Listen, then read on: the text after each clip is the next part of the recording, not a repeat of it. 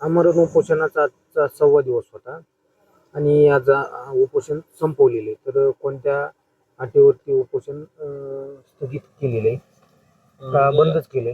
गेल्या 15 तारखेपासून तर आज 20 तारखेपर्यंत गेली 5-6 दिवस या ठिकाणी हनुमंतराव माने यांनी आमरण उपोषण केलं होतं. पिंपरी ते पवनी रस्ता संबंधित शेतकऱ्याला खुला करून देण्यात यावा या मागणीसाठी हे आमरण उपोषण करण्यात आलं होतं.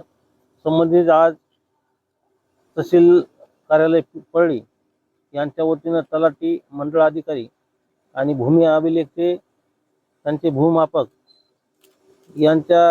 त्यांनी प्रत्यक्ष येऊन पाहणी करून एक 2 सर्वे नंबरची जिथून काही रस्ता जातोय ते पांधरण रस्ता त्याची पाहणी केली आणि पुढील मोजणी सर्वे नंबरची करून येत्या 2 दिवसात म्हणजे 22 तारखेला संबंधित शेतकऱ्याला नोटीस देऊन किंवा त्यांच्या मार्फत ते मोजणी करणार आहेत.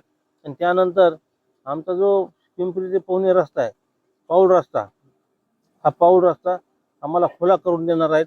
त्यांनी तहसीलदार साहेबांना आम्हाला फोनद्वारे तोंडी आश्वासन दिलं आणि त्यांच्या तलाट्यांना आणि मंडळ अधिकाऱ्यांना आम्हाला या ठिकाणी एक प्रत दिली की येत्या 22 तारखेला आम्ही भूमी अभिलेखचे लोक घेऊन येऊन या ठिकाणी तुमचा जो काही रस्त्याचा प्रश्न आहे तो मार्गी लावू आणि पिंपरी पवनी रस्ता, पाऊल रस्ता तुम्हाला खुला करून देऊ. एवढी त्यांनी आमची मागणी आज बऱ्यापैकी लक्षात घेऊन येत्या 22 तारखेला संबंधित कारवाई करू असं आश्वासन दिलं.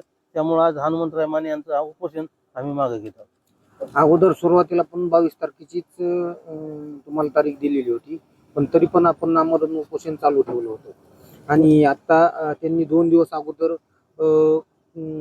तब्येत वगैरे ढासळत असल्यामुळे येऊन प्रक्रिया पार पडली. तर त्याच्याबद्दल काय सांगाल? नाही, त्यांनी 22 तारीख दिली होती, आपण 22 तारखेवर ठाम होतो.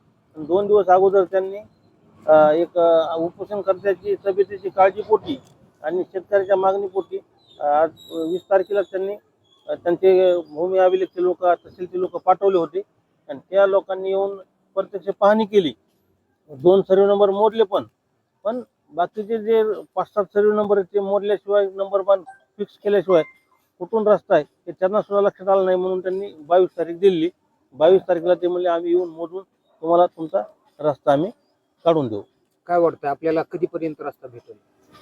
आशा तर वाढल्यात आणि 100% तहसीलदार साहेबांवर आमचा विश्वास आहे.